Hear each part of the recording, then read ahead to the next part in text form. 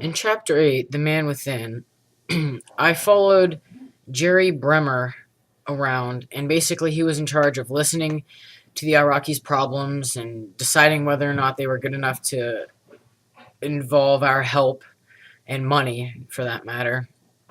I went with him to this hospital, and all we heard about was how they needed security, electricity, and that they weren't really getting paid.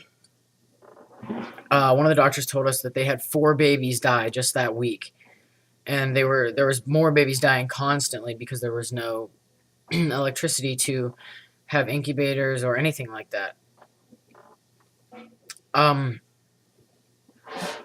at the end of the chapter, I talk about how he did all this great work, and then there was an uprising, and in that uprising, all of his 6 months of work and money had been completely destroyed.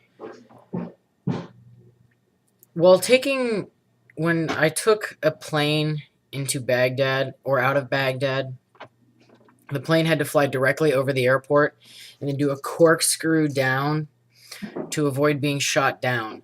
But on the way out, it gave you a really good chance to look at all the landscape, which was it's barren, but it is beautifully barren. There is nothing for miles upon miles. It's just sand. It's one of the most beautiful things I have ever seen.